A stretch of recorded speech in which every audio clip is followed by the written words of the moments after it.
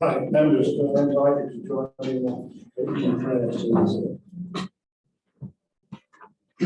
Almighty God, the source of knowledge and understanding, guide the minds of those of us who are about to take counsel together on matters concerning this county, that in our debate and in decisions we may faithfully discharge our duties of office and promote the health, safety and well-being of those we seek to serve. Through Jesus Christ our Lord. Amen. Amen.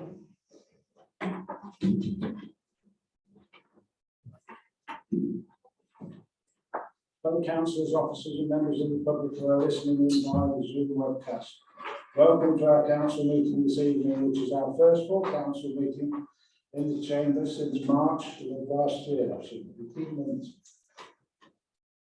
I'd particularly like to welcome Councillor Leah Toseland, the newly elected member for Oakham North West, to her first council meeting.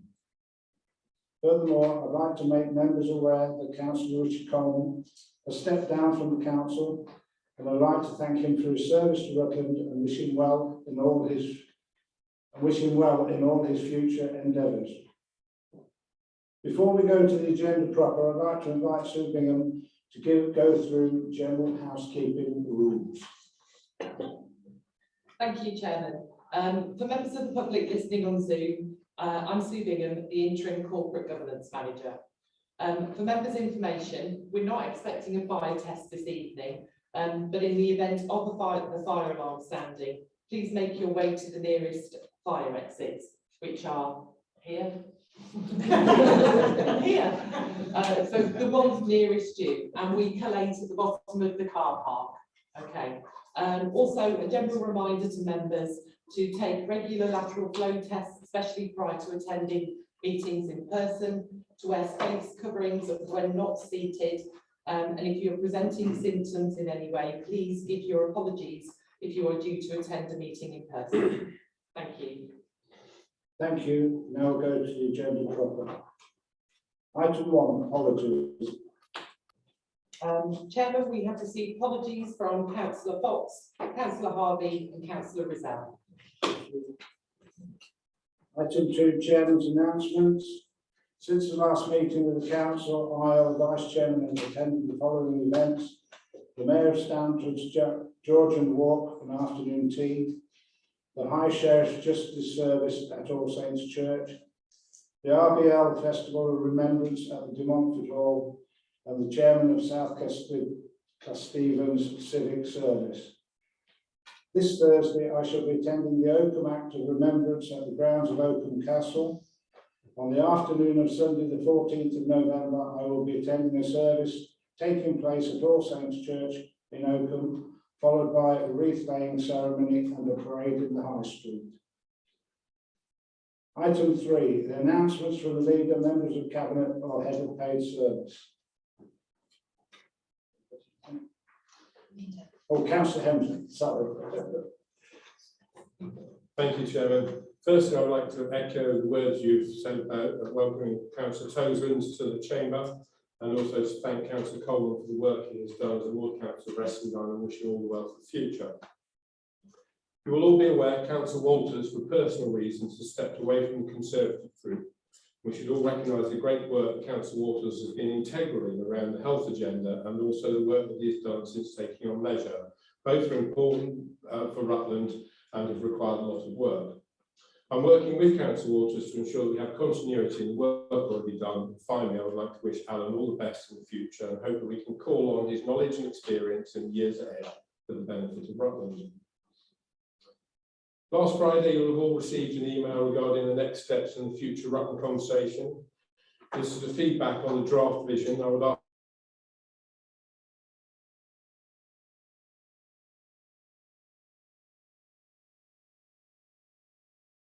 ask all of you to incidents are aware, and therefore all the residents as well, they don't need to have taken part in the survey so far to be able to just join in. And there are also 10 links if you have specific areas of interest. And please encourage as many as possible to take the survey, which closes on the 28th of November.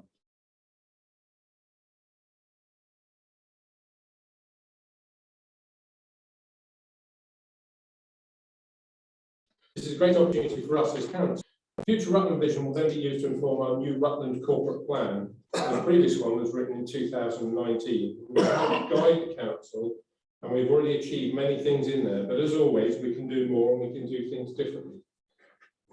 We have been seen as a provider of many things, but we have serious budget pressures, and now is the time to start working collaboratively with the whole community for all of us to contribute to our future Rutland on the development of the future of the corporate plan. We all have a part to play. I would urge all of you to read the current corporate plan, and then with the feedback from the Rutland Future conversation in your thoughts, we will set you some homework. I'm looking forward to working with all of you in ensuring that the new corporate plan contributes Rutland County Council's part to the future Rutland vision and enables others to do their part in this great journey that we're on. Rutland has achieved many things in the past 24 months, and that is due to the hard work of our staff and our elected members in making these things happen. Let's keep up momentum and work together.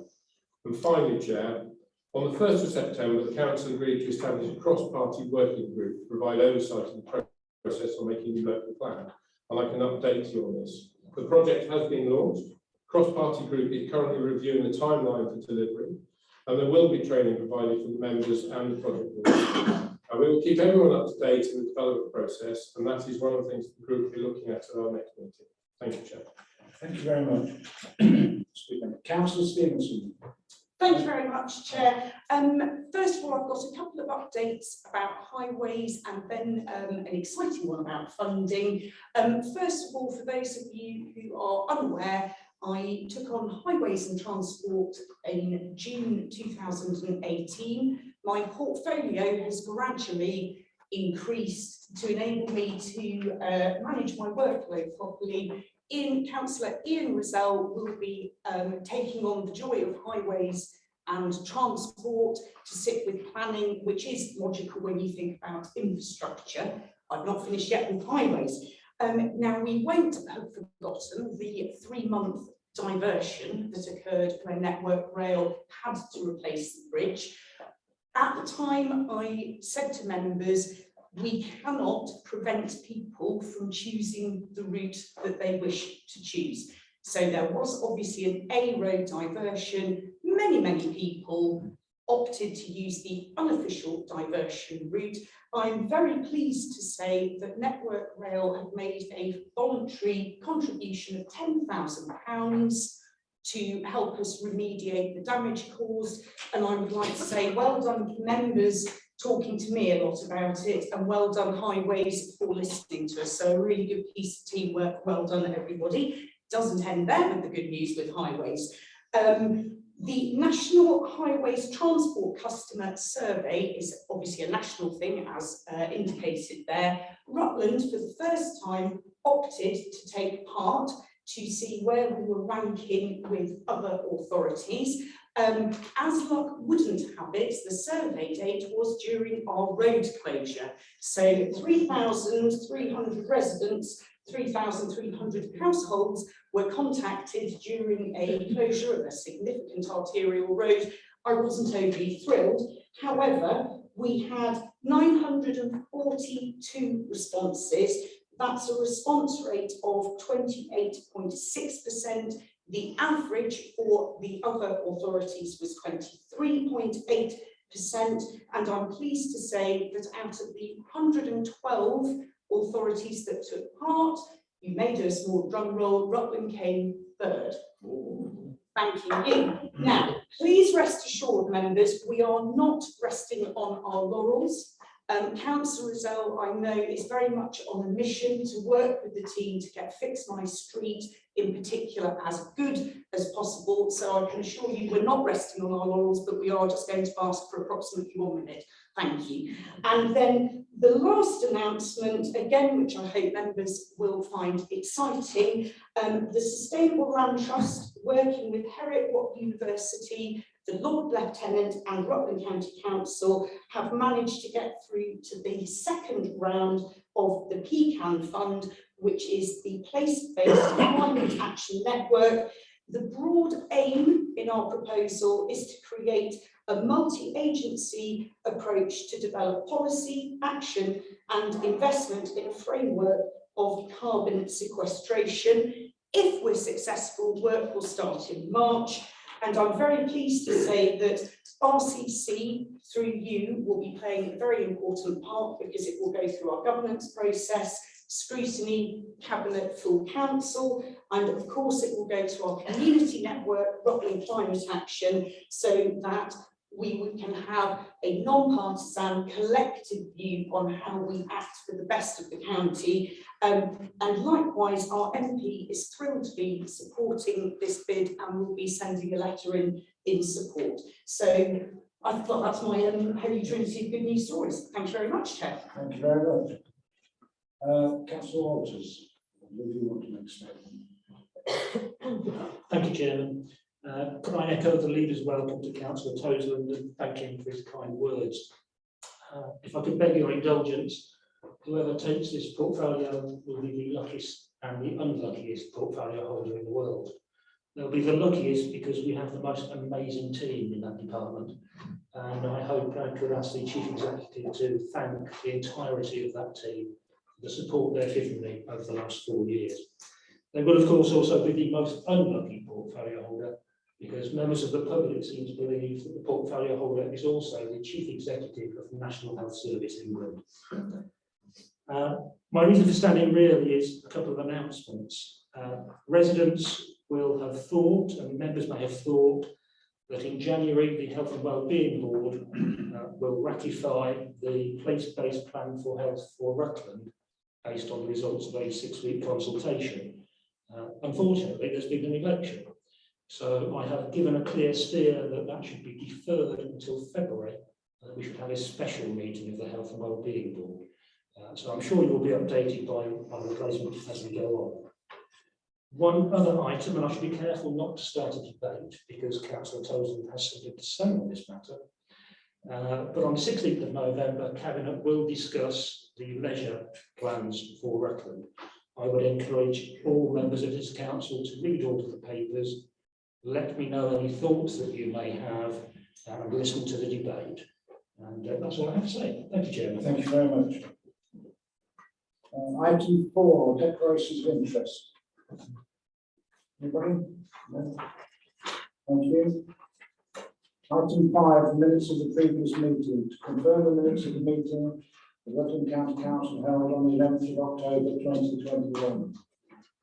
Can I have a proposer and a seconder, please? Proposed Councillor Hemsley, seconded Councillor Stevenson. Anybody got to speak on it? No. All in favour? Abstentions? 2, 3, 4. Any against? Thank you. Petitions, deputations and questions from members of the public. We have received one petition this evening, and in a moment I will invite Councillor Toseland to present the petition submitted prior to her election, and she will have 3 minutes to do so. Following this, I will refer the matter to an appropriate body of the council without discussion. Thank you. You're in the hot seat straight away. Firstly, before you begin to time me, can I thank everyone for their warm wishes and welcome? It's very appreciated, and I just wanted to thank you all. I can begin timing me. Currently, Rutland is the only county in England with no public swimming pool. This is unacceptable, as swimming pools provide many important benefits to our health and well-being. There are public swimming pools in Melton, Corby and Stanford. These are simply not accessible for people who do not drive. The bus services are so poor that it makes it difficult to get to these pools. It is not right that the only swimming pools in our county are privately owned and not as readily accessible for the people of Rutland. The government has said the nation's health and fitness is a priority as they build back better from the pandemic. In April 2021, the Future Rutland Conversation was launched as a way to understand what local people value most about life in Rutland. The aim was to develop a new shared vision for the future of Rutland, a share of long-term goals based on the things most important to them. People who engage with the conversation were invited to talk about the local leisure provision here in Rutland, the kind of services they use and what they would like to see in the future. It also asked questions about the activities that they like to do, where they go, and what changes or improvements they would like to see made. Within the 5 ranked sports and leisure activities, Swimming was the third ranked activity that people said they'd participate in. When people were asked what provision they felt Rutland needs to maintain or improve the well-being of people within Rutland, swimming was the top ranked answer.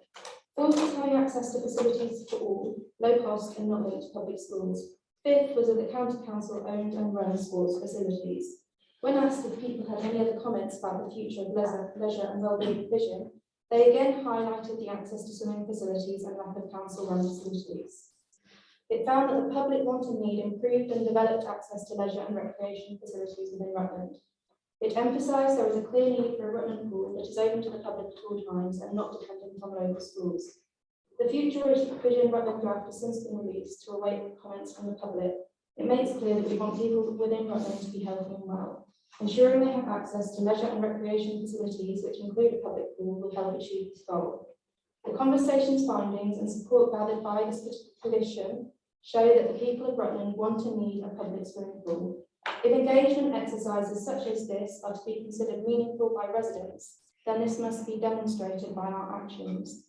We need to decide whether to update and repair what we have, or whether we should look to secure new premises. Please find the funding for this essential community facility. Thanks very much, Rod. In accordance with Procedure Rule 28(2)(c), I refer the petition to Cabinet to consider and respond as part of their agenda item leisure options at the meeting on the 16th of November. Item 7, questions from members of the council. There is one question this evening from Councillor McCartney addressed to Councillor Payne regarding the nature of the council's investment holdings, which have been circulated in the agenda supplement. Councillor McCartney. Thank you, Chairman. I've been circulating a couple of my questions, so I can read it out. What the portfolio of finance, please provide details of the nature of Rutland County Council investment holdings, both pension funds held through Leicestershire County Council and other investments, and particularly whether these holdings are managed to emerging accepted standards of environmental and social governance. For example, in light of the COP26 conference this week and last week, are we investing in both an environmentally sustainable and ethical manner, or are we investing in unsustainable and polluting firms or companies?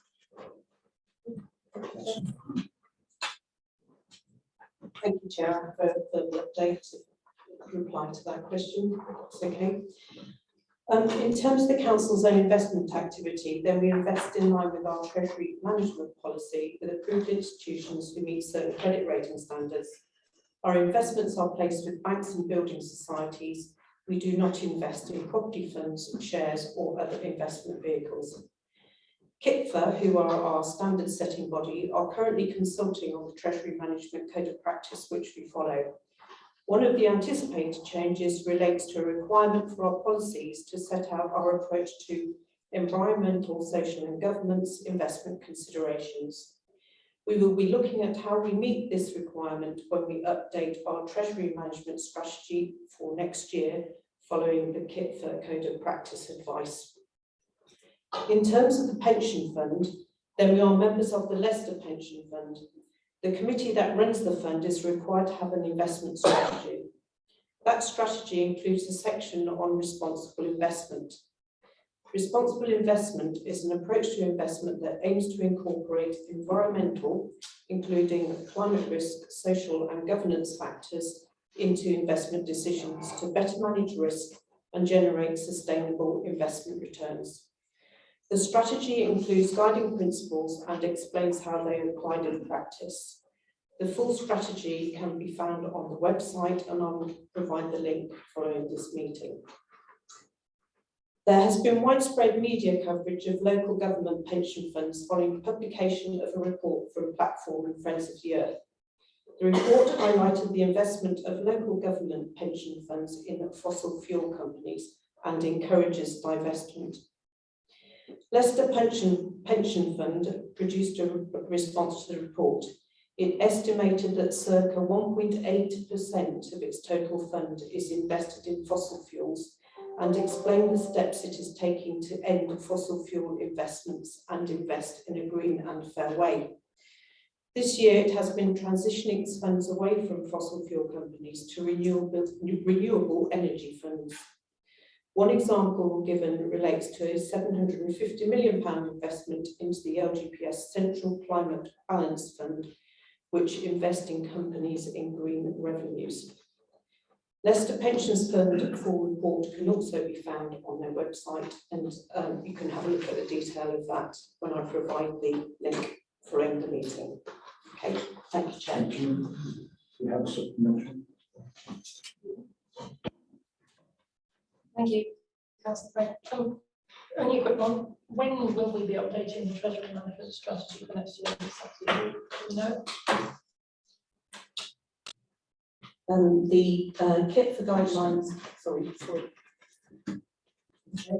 the kit for guidelines are currently being consulted on as we speak, so I should think it's going to be about another 3 months.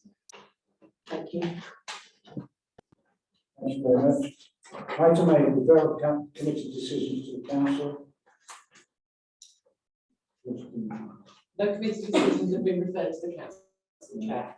Calling decisions, item 1, so calling decisions from cabinet meetings during the period from the 8th of March to the 5th of July.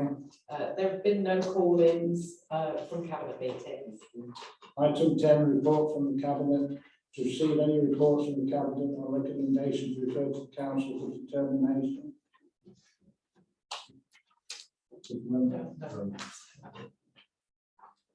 No reports. No reports, no. Item 11, reports from committees of the council. There's none this evening. Item 12, reports from scrutiny commissions, scrutiny committees. None received, thank you. Item 13, joint arrangements and external organisations. Do we have any reports from members? That's the one. Thank you very much, Chairman. I substituted for Councillor Baines recently at the flood group. The Councillor Baines always reports back to us on when he's been at these meetings. Their priorities at the moment are coastal flooding in Lincolnshire and the Fens, and river flooding, particularly on the River Nene. And whilst we might say, well, that isn't really relevant to us, if all these areas got flooded, it very well would be, because all the people who live there would come rushing over to Rutland to live. It's a very nice high area, and I'm not sure where we would house them at the present time. So it is directly relevant to us that we go. It was a long meeting with an awful lot of paperwork, so I won't go into details, but when I've got a little bit of time, I will jot some headlines down and I will circulate them to members, but it was only a week ago, I hadn't had time, for which I apologise profusely, everybody. Thank you. Thank you. Any other members? Councillor Watson. Thank you. Just to say that the Rutland Fair Trade Forum are having their annual Christmas event in the castle this year. It's the first Saturday in December. I'll send a link to all members just to update them on the details. Thank you. Anybody else? No? So item 14, notice of motion. To receive a notice of motion submitted by Councillor Jones and seconded by Councillor Burrows in accordance with Procedure Rule 34. I've received the notice of motion from Councillor Jones, which is seconded by Councillor Burrows and set out on the agenda and supporting document. Councillor Jones, would you like to speak on to the motion? Please. Thank you, Chair. Okay. I trust everyone has seen the motion, read the motion and the papers. I think it's quite timely that we're debating this evening, as we are in the middle of the COP26 fortnight. Also, I think it's safe to say that for a conference already spawning the catchphrases, it's a cop-out and blah, blah, blah, and where 11 major sponsors of the whole event produce more greenhouse gas pollution than the whole of the UK. That's something held as our last best hope. It's proving worryingly disappointing at a time when critical action really is needed. And that underlines why I've actually brought this motion to the council, because I don't believe that the steadfast and permanent change that we need to make in this country to tackle climate change is going to come from an agreement, be it international, be it made in Paris or Glasgow. I think it's going to have to come from binding UK legislation. Okay, I don't think it's going to come as any surprise to you that Caroline Lucas, who co-wrote this bill, is a particular hero of mine. And when it comes to the politics of climate change action, she's the one I want to listen to, and she's the one I want to hear from. So I did write to her, and in the middle of COP, probably should have done that earlier, but I did get a response from her office. So what I'm going to say now does come from her office and from the speech she gave when this bill was debated in the House earlier this year. Because the truth of the matter is this: the UK's domestic climate policy is inconsistent and incoherent. We are off course to meet our carbon budgets. The science on which the target of net zero by 2050 has been based has moved on. It is out of date and we need to update the legislation. And it's the CEE bill, I believe, that is our last best hope. It has been drafted by scientists. It seeks to fill the holes of the Climate Change Act 2008 by accounting for the UK's emissions on a consumption basis, by setting out measures that tackle climate change and the ecological emergency simultaneously, and by involving citizens in what will need to be an equitable shift towards a fairer and greener society. The transition to a zero carbon future is not something that should be done to the people, it's something that should be done with the people. Only then will it be a just transition. And one of the most important policies in this bill is the inclusion of nature, because nature has been absent from these debates for far too long. It's assumed to be part of it, but it just isn't. And the UK is one of the most nature depleted countries in the world. And it might be hard for us here in Rutland to comprehend that, but it's absolutely true. We're failing right now to meet 17 out of 20 United Nations biodiversity targets. And this is really important. I think I should put this in context. It's correct to say that the chances of a private member's bill progressing and becoming law are extremely limited.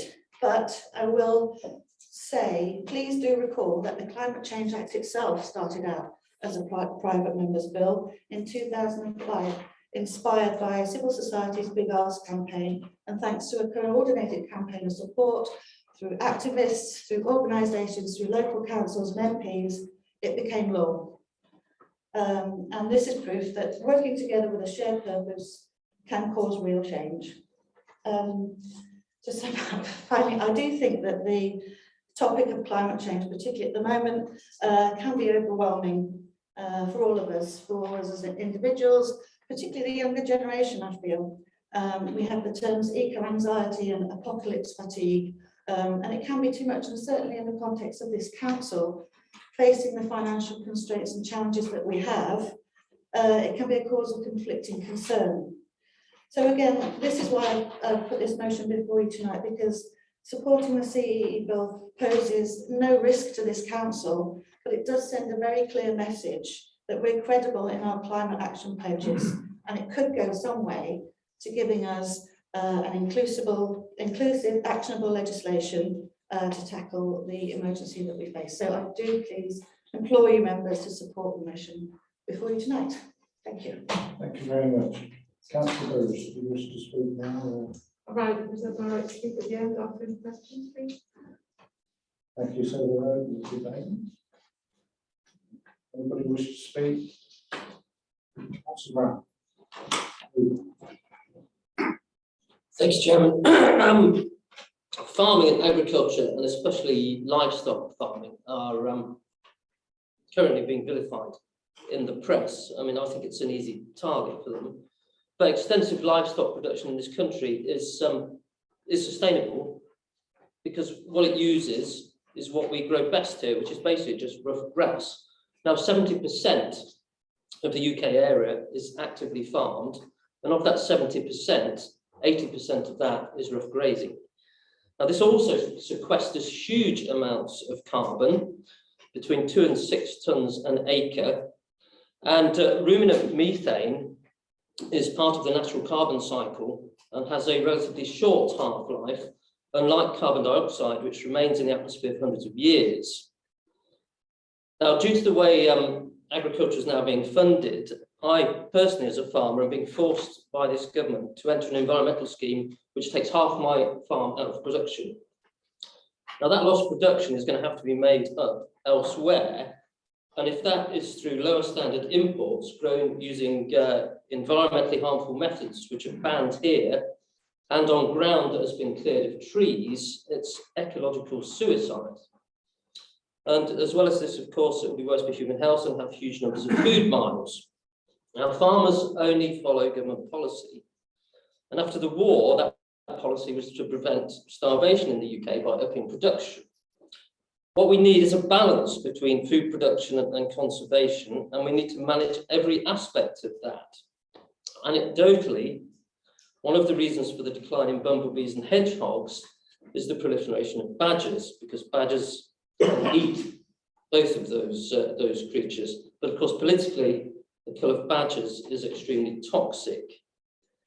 We need to grasp the nettle on these sort of issues if we're to continue to produce food in the UK. Or are we farmers to become park keepers and we just import everything, thereby exporting our environmental issues elsewhere in the world? Now, whilst I'm supportive of this motion, we need to be mindful that things are never simple, and we need to feed nearly 70 million people on these islands. And it worries me that there appears to be no mention of food or farming in the Climate and Ecological Emergency Bill. Thank you, Mr. Chair. Thank you very much. Councillor Bailey. Thank you, Chair. I've become far more aware over recent months of the climate disasters awaiting for us. If we do not react, I don't know to think what the future for my son and grandchildren will be in the future. However, I don't think it feels right to go off in tangents. We need to continue to work through our cross-party climate action group to steer the course for Rutland. I believe a lot in the sentiment behind this bill, though much of it action is already an action or plan, but I personally feel this should be taken to the climate action group and returned to council with an actionable Rutland-focused response, very much as Andrew was saying, bringing in our unique agricultural and rural landscape and a cross-party response to the bill delivered to Parliament. This has not been debated in that forum, which I feel is the right place for it. To vote on this today ignores the collaborative approach to climate action we've all signed up to. The Climate Action Group was set up precisely for this over a year ago for this very reason. Therefore, I'm minded to abstain from this vote, as a vote against would indicate I'm not supportive, which I fully am, but cannot vote for a motion. I feel it needs to be debated within the Climate Action Group and a detailed response to the bill from Rutland proposed cross-party to full council. If anybody is minded to second this, I'll be willing to put forward an amendment worded, the motion and bill should be passed to the Climate Action Group for cross-party debate and a full Rutland response to the bill brought back to council for approval. If no one minded to second, I have no issue and will listen to the debate with interest. And I want to add, this is my view, my amendment, not influenced by group. I think we can provide a strong, joined-up response, taking into account Rutland's unique rural and agricultural landscape. Thank you. Thank you. Do we have a second one? Councillor Anderson.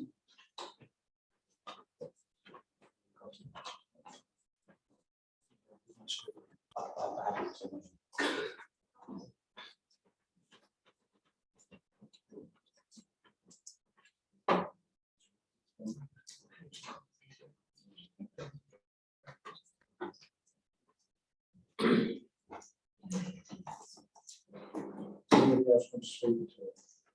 Oh, yes, several. Councillor Baines.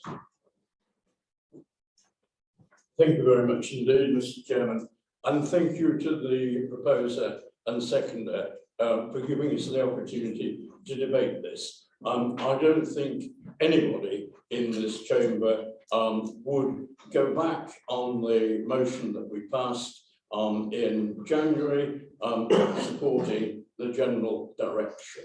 I'm delighted to see that the one person I believe who didn't support that at the time is now seconding this particular motion. I don't think there's any question that we all agree with the spirit of it.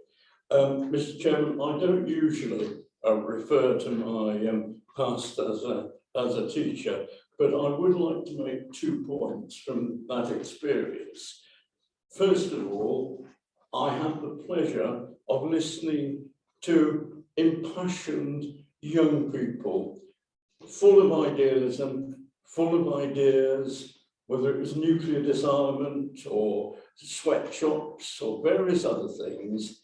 And I'm proud to say that whatever my personal opinion, I always encouraged them to go forward, knowing that when they emerged into the adult world, I hope they would keep their idealism, but recognise that they needed practical solutions, not just lovely dreams, if I put it that way. And the second thing that I certainly thought, that you do not promise what you cannot fulfil. And what we've got in front of us in motion with respect is, as the proposer has already alluded to, a private member's bill which has no chance of getting parliamentary time. We have something which events have overtaken. And as far as spending our MP's time on this, look what she's done already. She has supported a young girl from Oakham who is going to the Youth Parliament, is going to talk about environmental issues. And I did notice in the local paper that she was reported as saying, what we need to do as individuals is to take small steps which will actually lead ultimately to the ideals that we're all aspiring to. And I'm very happy to support the amendment, Chairman. I don't honestly think the motion as worded is something that I could support. Thank you. Thank you. Councillor Cross. Mr. Chairman, thank you very much indeed. It's very nice to be able to say a little bit before I get shoved out into the car park. I get nearer and nearer every meeting. I'm always delighted when members are concerned about our environment. We all live in our environment. Farmers especially live within that environment. British farmers have provided over 10,000 rugby pitches worth of wildflower meadows. Bees and insects can thrive therein. Since 1990, British farmers, landowners as well, have planted 6,400 miles of hedgerows. Those that are brave enough to watch Countryfile, fortunately I did on Sunday, would have noted the value of those hedgerows as being far more important than a similar area planted in woodlands. Farm hedgerows absorb 540,000 tonnes of CO2 every year. With more than 500,000 miles of hedges overall in the UK, some of these date back to medieval times, created by man for man's use. They weren't created for wildlife in those days. They had a reason and a practical application, as the previous speaker has alluded. There's no other country in the world has got such an extensive network as Great Britain. I then come on to the problem of children. Youngsters are a problem. Yes, they are a problem to all of us around this chamber, because the more we spout forth about the dangers of this and the dangers of that, the more worried our youngsters become. And that has always been of a greater concern to me than any number of moths that I might swat And I think members should actually take that problem far more seriously.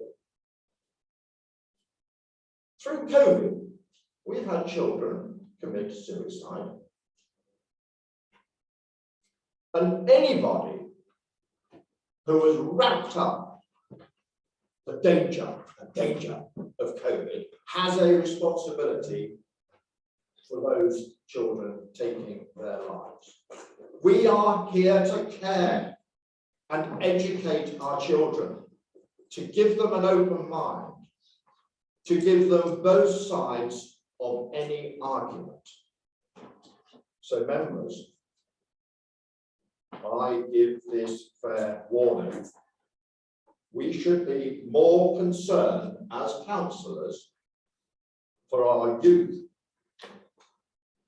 for the practical things that the county should be doing for our families, than worry about this when up in Scotland there's a lot of blah, blah, blah.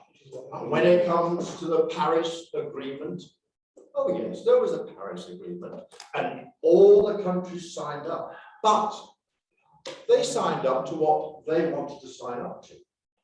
There's no China, there's no India, there's no Russia at COP.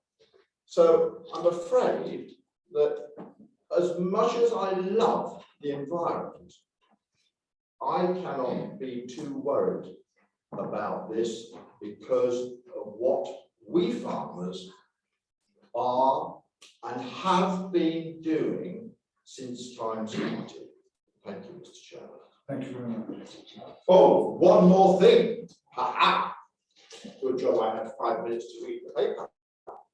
Gigafactories are now required, and they will need 2,500 acres for new warehousing, and that is to produce all the stuff that the green people want. So, you know, this is something 3 times the size of London. So you want to go green, and you'll be building 2,500 gigafactories. Well, I'd rather be walking around my farm looking at the sheep on grass than walking around on concrete. Thank you.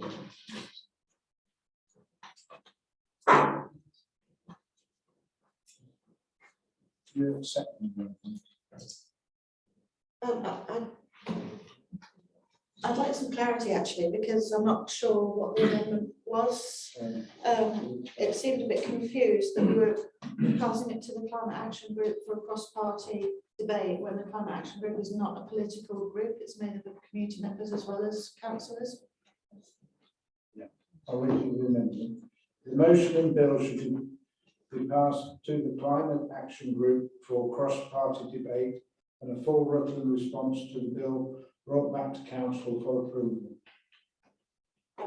I don't accept that except for the reasons that I've said, that it's not a political group.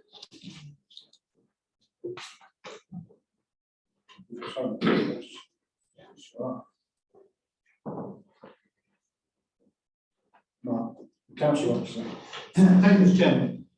Yes, I'll use 3 words, blah, blah, blah, which is what I heard this evening from people this evening, blah, blah, blah.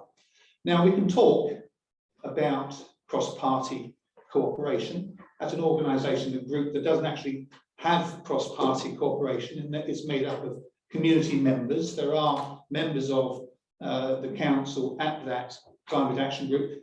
And you'll remember, I think, that we did try to declare a climate emergency, and we ended up with a climate action group, which is doing a lot of good job, That came out of an amendment, if you remember, to Councillor Burrows, asking for us to declare a climate emergency in the face of what is happening outside these doors. And as someone who has lived through what is happening, I can remember in the 1970s, the climate was different. I can remember summers where we had regular weather, where we didn't have monsoon rain. And what we are facing now, we are facing floods. We are facing tidal waves. I cannot begin to tell you how much we have to worry about what's coming, and we cannot stick our heads in the sand any longer. And this, what we are asking for this evening, is not a major piece of work. It is simply supporting a piece of legislation, hopefully, that is going through, hopefully, the House of Commons. And all we have to do is stick our hands up and say it's a great idea. 130 councils around the country, some of whom are Conservative councils, are supporting this motion, which is why it's brought this evening. I mean, we can sit on our hands, or we can actually try and do something positive to reassure people of this county that we are taking seriously the issues that we are faced with on a daily basis. Because climate change is happening. I promise you, climate change is happening. In the 1980s, I gave lectures to sixth formers, and I said to them, when the permafrost in the Arctic starts to melt, we're in big trouble. Guess what? The permafrost in the Arctic is melting. Roads are breaking up.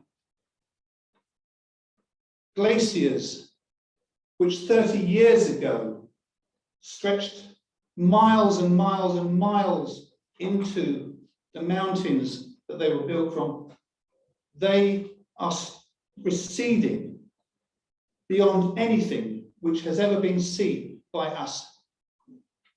Millions, billions of people depend on that water. And all we are asking for this evening is a letter to be sent to the newspaper to say we support a private member's bill. That's all we're asking for this evening. We're not asking for officers to devote hours and hours and hours of time to underpin it. And I believe this will actually underpin the work of the Climate Action Group, because it will publicise the work of the Climate Action Group as it stands.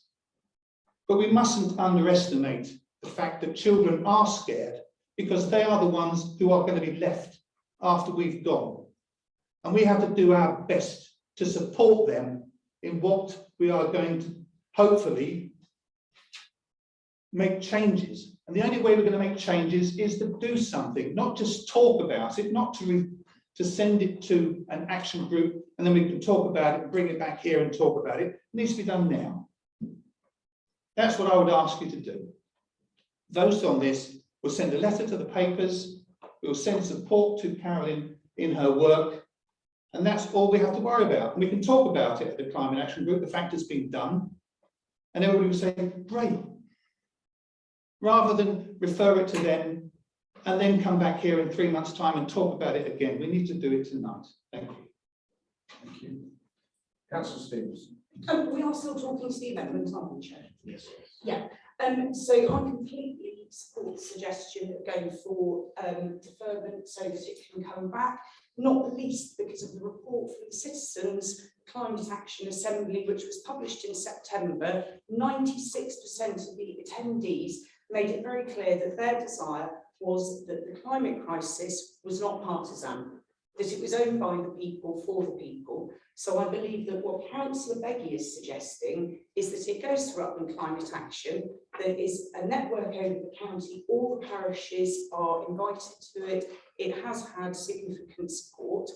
There are many things within the emergency, not least the consumption, I absolutely think should be included.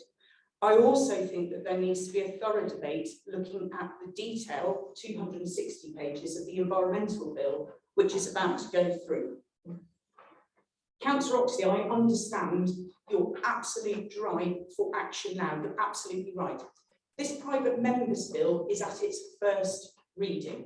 There will be several more stages. We have got time as a council to say, actually, we want to show that we've listened to the Citizens Assembly. We want to show that as an authority, when we ask our MP to do something, when we promote something, when we lobby, we don't just do it as 27 councillors voting in a chamber. We do it as Rutland Climate Action, and I think that that is a far more powerful way of dealing with it. And I absolutely, Councillor Oxley, appreciate the passion with which you speak and the need to get it done now. It isn't going to happen now. It is at the first reading stage in Parliament. So give Rutland a chance to include farming, to pull out bits of the environmental bill that we believe need to be stronger or firmer or explored. Give a list ready for that environmental group that's already been established. Interim now, it was announced in July. The Office for Environmental Protection. Let's make our voices count with our MP. So I fully support and endorse that deferment. I understand Councillor Jones, because obviously, as Councillor Begley said, he has done this office over that. You may want to tweak the names that are used in it. Thank you, members. Thank you. Councillor Warner. Thank you, Chairman. I cannot support this amendment for the following reason. I think this amendment is merely trying to negate the purpose of the original motion, and amendments should not be completely negating the original motion. And the reason I say that is, if it's deferred or sent to the Climate Action Group for consultation, our constitution doesn't allow us to debate it again for another 6 months, because once something's been debated, as we all know, that's the end of it. So we're simply pushing it down the line. And I think that the whole point of this amendment is to push it under the carpet, if you like. It's a bit crude, and I apologise for that. I can't think of a better expression. I think as others have said, the original motion was all about looking outwards at what government is doing. The amendment is about what we as Rutland can do. And I am sure that the Climate Action Group in Rutland is looking at things we can do. But I don't think that this amendment is going to further the public perception of Rutland as a leader within the climate environment. Thank you. Thank you. Sorry, Chair, may I ask for a point of clarification? I think if we're deferring it, we can then revisit, but I'm obviously looking towards legal advice, and it's certainly, again, that was just my question, because I think deferment doesn't mean that you can't revisit it for 6 months. But obviously, you know better than me. Thank you, Chairman. Under Procedure Rule 100, an amendment to a motion can either leave out words, insert or add others. It must not be a direct negative of the motion. In my view, I think this is a lawful amendment within the Rutland Constitution. The 6-month rule relates to rescinding a decision. So what we can't have is a motion that comes back within 6 months to rescind the decision that members are looking at this evening. I don't think that's envisaged by the amendment. I think it's a simple deferral. So it would be lawful for them to come out. That would be my advice to you. Councillor. Thank you. I'm not necessarily worried about wasting officers' time here, because I don't think there's a tremendous amount of officers' time that we're going to be using. I am worried about wasting our time talking about this and then talking about it again and then talking about it again. I think things come to this chamber here, and we have an opportunity here to take a little bit of initiative, which would be a good thing. Because if this goes to the Rutland Climate Action Group, are they going to turn around, come back to us and say, no, we don't want to support the climate and ecological emergency bill? I don't think they could do that. I think that would be rather amusing if they did. So we've got a good opportunity to support this. And as Councillor James said when she proposed this motion, there's no risk to Rutland County Council here. All we are asking Council to do is to write to the MP urging her to support the bill. She is a perfectly independently minded woman. She can support it or not as she chooses, and write to the CE Alliance expressing our support. I can't see any risk to the council here, so I won't be supporting the amendment at all. I shall be supporting the original motion. And if possible, I'd like to reserve my right to speak further if we can. Thank you. Yeah. Councillor. Thank you. I want to thank Councillor Stevenson for bringing the question because I was going to ask the same. But I would also like to thank Councillor Jones and Councillor Burrows for bringing this motion that I think is a brilliant motion and I fully support. I would like to remind people that if we are all lucky, we will not be alive to see the damage that this world and how we have left it will cause to our children and grandchildren. Our children have every right to be worried about the climate, and the state it is in now is appalling. And we are not doing enough, and we do not have the time. We have run out of time. So we do not need to delay on deciding about this low-risk motion. We are simply writing to our MP and asking her to support this bill. That's all. Thank you. Thank you. Councillor Brown. Chief. Chairman, thank you. I had prepared something for this evening, but I'm actually going to talk about something else. And I am worried that councillors have not actually read the motion that's in front of us tonight. We are not just supporting the climate and ecological emergency bill. That's not all that's on here. We're actually going to declare an ecological emergency. And I'm sorry, but the proposer and seconder of this motion has not provided any details on that.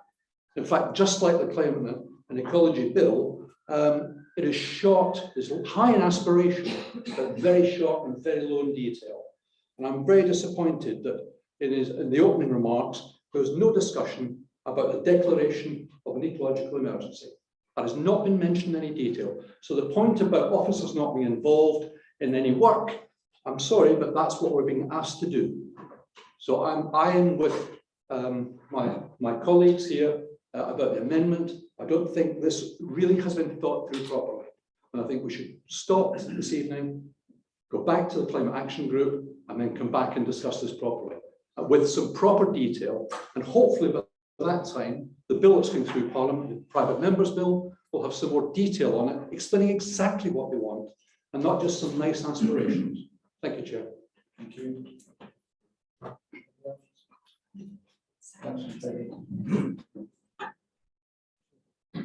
I'd like to come back on some of the comments. The amendment today is not politically driven. It's come directly from myself. I'm quite happy to share the various email trails today that I have come forward. It came up from myself because I am very worried. And I think by signing today, we actually do rush the risk of pushing it under the carpet because we're doing the easy way out. We have the opportunity to go away and add some real detail and depth from our residents about what we want and what we can do to support that bill, as opposed to simply putting our signature on a piece of paper. I think we have a real opportunity to go away and add some real detail and some real power behind this, because I could not agree with Miranda and Mark more. I really do see the importance of this. And I think we have the opportunity to do more and say more. We're not asking for a huge delay. We're asking to make as powerful a statement to our MP and to the government as is physically possible, not just writing a letter. Let's go away and actually get some real support from our communities and some real detail about what we can do to make a difference today. Thank you. Councillor Cross, I'll let you come back. Very gracious of you, Mr. Chairman. But I thought it was Councillor Baines. Yes, they were quite right. Piece of the cake, I'm not there. People look at me and they think, well, there's a buffoon. He will not accept what is or is not going on. What was said earlier was that we can sign a piece of paper and it will have no effect upon us whatsoever. Wrong. Because if we are serious about this, whatever we decide in here should impact upon our every life. So what is the point in signing up to something that is going to affect us? It should affect our lives, practically. It's quite chilly this end, actually. I'm quite pleased. I've got my green credentials on tonight. But this council spends a lot of money heating buildings and so on and so forth. We will all go back to possibly our heated homes. Now, when you all come in here and you've got your overcoats on, fine. But I say it again, and I'm sorry, Councillor Close, that I know and I understand you and the youngsters are concerned. But they are concerned for the wrong reasons, because they have been terrified about what will happen. Nobody knows what's going to happen. The climate has changed for millennia. We've had ice ages, we've got into a warm period, and now we're going into a colder period. But that is not what I want you to understand. And I will take issue with anybody in this room who says that if we sign up to these things, it should have no impact upon us, because that is ridiculous. And that means we are doing nothing, and it is blah, blah, blah. Thank you, Mr. Chairman. Councillor Bruce.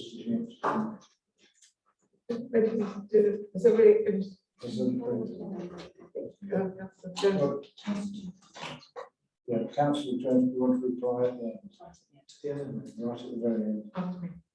Sorry, Chair, are we still on the amendment? Yeah, we're still on the amendment. Councillor Oxley, did you want to come back? I'll give you this opportunity. Well, I just wanted to say something about the Environment Bill, actually, if I may, which was mentioned. I think if you think the Environment Bill is the answer to the questions, then you're not paying attention.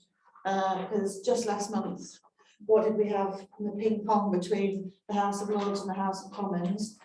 MPs have voted against bringing in tougher air quality after it was introduced to the Environment Bill by the House of Lords. MPs also rejected an amendment added by Lords which would place a duty on water companies to reduce sewage discharge into rivers. We know locally that caused quite a stink, pardon the pun. And additionally, House of Lords voted in favour of an amendment that would have given ancient woods and veteran trees legal protection. But the amendment was removed by government on the 20th of October, despite MPs receiving more than 5,000 emails from Rutland Trust supporters. The Environment Bill is not the answer to our problems. I do believe in this CEE bill. Councillor Beggar, I know what you're saying about the Climate Action Group. I think this is a good starting point, that we can go to the Climate Action Group who aren't political and say, we have made this stand. We don't know if it's going to go anywhere, but the more people that do make this stand, it could become something, and it could become an answer, and it will have input from citizens, from community organisations, from people who really want to make a difference. And I do want to say thank you to everybody for talking so well on this tonight. I will sit.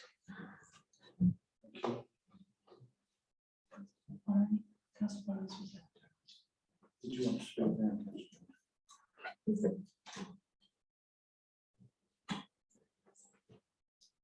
So to quote the words of Barack Obama at the COP26 today, we're nowhere near where we need to be. And it's true in the UK as much as around the world. I note what Councillor Beggy commented on, but the bill is to support the national action, whereas the Rutland Climate Action is directing local action.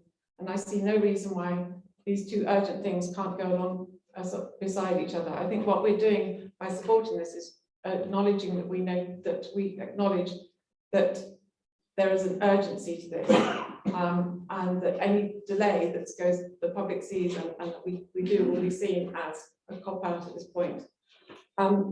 This bill, it really offers the most visible, most viable way for us to tackle the climate and nature emergency at a national level. It provides a clear framework to deliver the UK's commitments to the Paris Climate Agreement. And to delay on this now will show as a sign of not supporting that national agenda. As to Councillor Bain's comments about the bill not being passed, the bill is currently backed by 118 MPs, 20 peers, at least 109 local authorities, 220 organisations along with experts, environment, academics and campaigners. It's too late for small steps. We need to act at every level now. And Councillor Cross, if we're not concerned now, our youth will not have a decent world to inherit. So from their point of view, we must not delay. Thank you.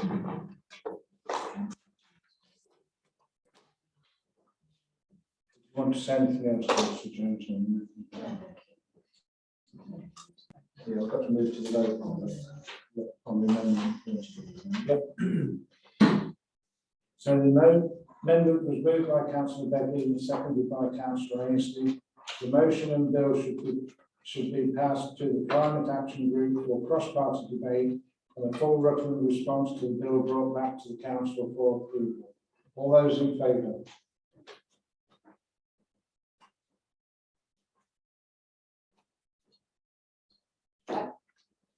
Against?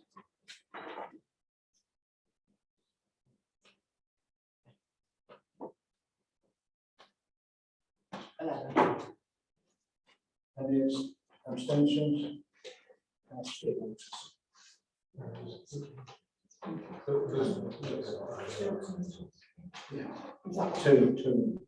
Two abstentions. There was two abstentions. So the amendment falls. Yeah. So we go back to the supplementary one. Main one. So the main motion. Okay. So the motion is that council. So just could we have the numbers on the vote, please? In favour was 10, against was 11, and 2 abstentions. Thank you. And we're voting to 23.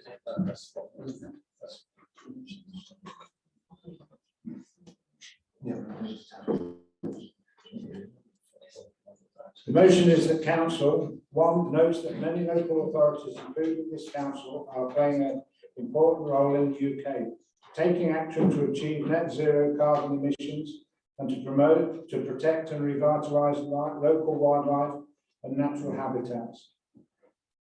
Two, notes that Parliament in May 2019 declared an environmental and climate emergency, and this council has already declared a climate crisis. 3, declares an ecological emergency. 4, supports the climate and ecological emergency bill. 5, informs the local media of this decision. 6, writes an open letter to Alicia Keynes MP urging her to sign up and support the bill. And 7, writes to the CE Alliance, the organisers of the campaign for the bill, expressing its support. They have all those in favour. Chairman, before we go to that point, point of order, can I ask that each item is taken individually? We vote on each point on motion. Is that not possible? Can't do that. Sorry. This is point of order. Point of order, Chairman. If we haven't spoken to the motion, but we spoke to the amendment, will we have the opportunity to speak to the motion? No, we go straight to the vote. Thank you, Chairman. So all those in favour, please.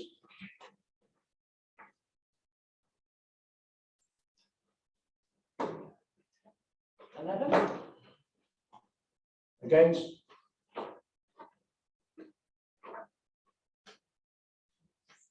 Seven. Abstentions?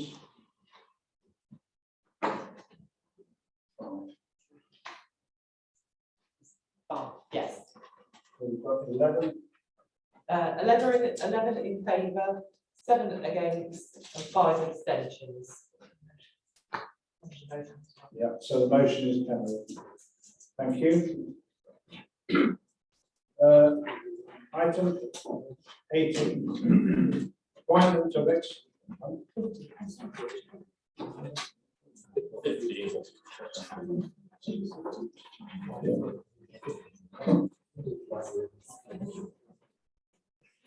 Item 15, appointment of external auditors. To receive report number 150/2021 from the portfolio holder of finance, governance and performance, change and transformation. Councillor Payne. Thank you, Chair. The paper you have in front of you tonight seeks to continue an arrangement currently in place with public sector audit agreements for the nationally led scheme for the appointment and provision of external auditors. Our current auditors, Grant Thornton, were appointed through PSAA. The existing arrangement, previously agreed by Council, has come up for renewal, and the Council must confirm its desire to opt into the national scheme with PSAA by the 11th of March 2022. The first audit under the scheme will be for the audit year 23-24. The Council had three options to consider. Firstly, to undertake its own procurement and selection process. This would not be beneficial to the Council due to our small size. We would not be attractive to potential bidders, making any contract costly, if indeed we did attract any interest. We would also have to run an expensive procurement exercise, incurring an administrative overhead too. Secondly, to undertake a joint procurement and appointing exercise with other local councils. There is actually no appetite for this option because the other local councils are opting into the national PSAA scheme. Thirdly, to join the PSAA sector-led national scheme. This provides benefits of cost, value for money, independent selection and appointment of auditors, and minimal administration and procurement costs for the council. Additionally, the service we currently receive is a good service. I would like to add that the third recommendation to rejoin the PSAA scheme was endorsed by the Audit and Risk Committee in September this year and is fully supported by Cabinet. Therefore, I ask the Council that we adopt the PSAA scheme again for another 5 years moving forward. Thank you, Chair. Thank you. Can I have a seconder? Councillor Hemsley. Members, anybody got to say anything? No.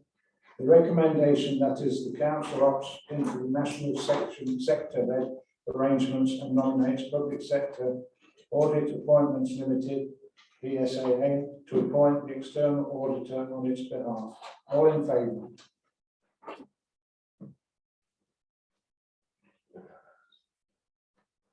Unanimous, Chair.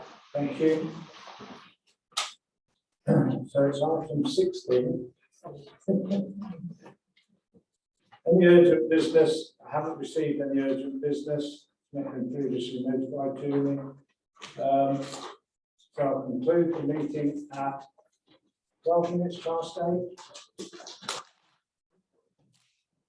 you very much.